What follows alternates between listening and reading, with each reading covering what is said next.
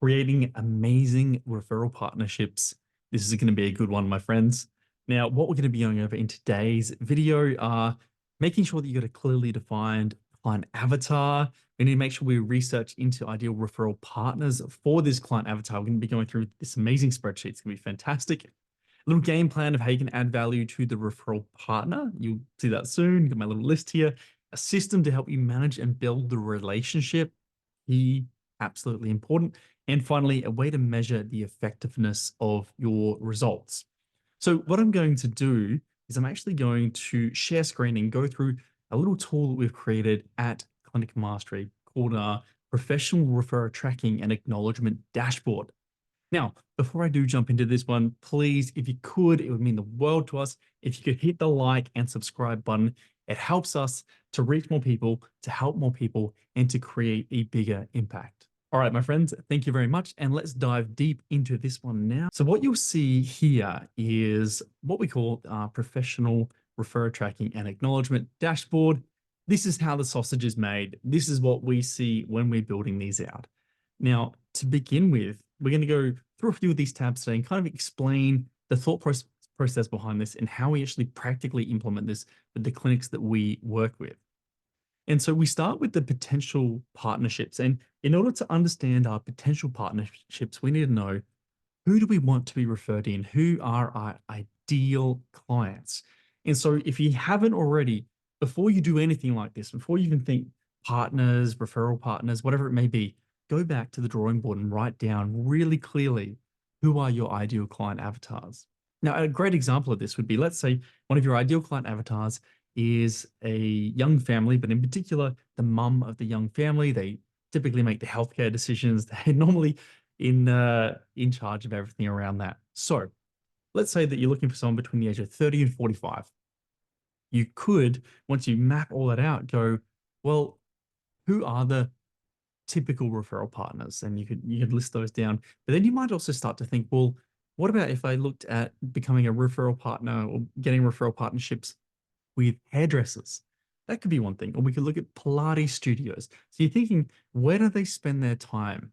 Where do they hang out and spend time and build relationships with people so they trust and they like these people? Okay. So that's one way to consider this and to think about this. And I remember back early on in my journey in business, we actually partnered with local hairdressers and it was a really good, positive relationship. They are fantastic advocates. If we do a fantastic job with the hairdressers, they spend a lot of time talking to their clients and their clients trust them. And so we get them a great result. They refer in a lot of people. So just something to keep in mind, a little bit outside the box there. But coming back into this one, so you've got your ideal client avatar. So you know who you want to get in. Now we have to look at who's the potential partnership. And so what we would do is we'd say, all right, what's the date? We chuck this in here. Who is responsible? So who within our team is responsible for building and maintaining this partnership?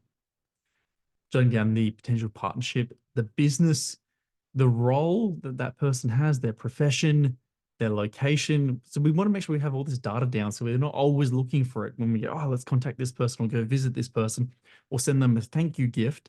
We have it all here. It's all in one central location. We're not having to Google things all the time. The easier it is and the less roadblocks, the more effective it's going to be.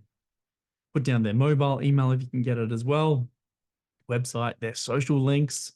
These are really, really good documents. It's a really good place to just have everything together in this little hub. This one, mutual contacts, this is an important one here.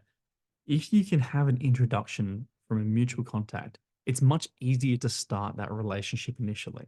So see if you've got any mutual contacts, any personal insights about this person, okay? And then looking at, what are our collaboration ideas? How can we work with them? How can we add value to them?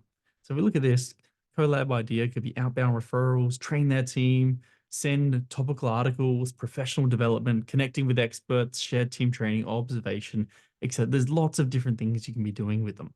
It's a fantastic sheet to help you to understand, how can you actually add value? All right, how can you collaborate together? Coming across to the right, you'll see the partnership process. So the intro, ask a mutual contact. Have you done it? Have you arranged the face-to-face? Have you met them face-to-face? Have you followed up face-to-face? Have you sent a referral to that partner? Have you added the partner to the tracking spreadsheet? So what we'll do now is we go through that. That's the basics to get started. And then once we start that relationship, we then put them through this onboarding process here.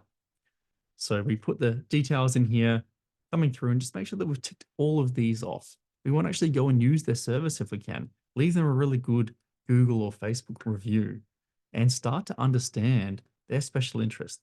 Any patients that we share together, maybe if they're a healthcare professional as well. What problems can we solve for them? Okay. What are their lunch or coffee preferences, their sports team, their partner and kids' names, their pets? So starting to actually understand this person as a human because people refer to people they like. People do business with people they like. And so what we want to focus on here is building a meaningful relationship. Okay. And systemizing this in a way that makes it achievable. Because let's be honest, if you're going to build a long list of referral partners, you're going to need somewhere to actually jot down some of this information because there's no way you can just remember it all. Okay. Some people say this feels inauthentic, but I think it helps to give us a bit of a framework or a system to building strong relationships.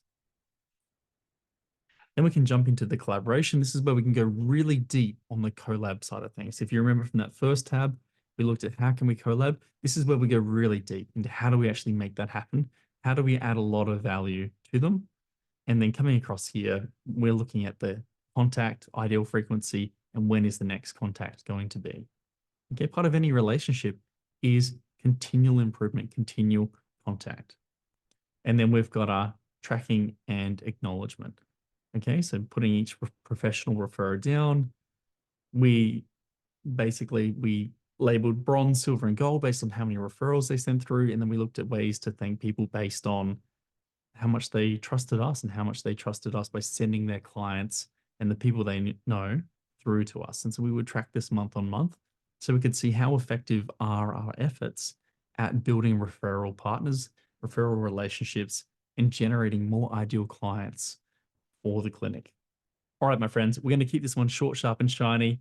I truly believe that you need something like this in your clinic if you're going to develop really, really strong referral partner relationships and to be able to do this at scale and to be able to do it as effectively and efficiently as possible. So I'd encourage you, start creating your own hub, your own spreadsheet, how you're going to manage these, and think of how you're going to get your team on board with this too. All right, my friends, thank you very much for your time, and we'll see you in the next lesson.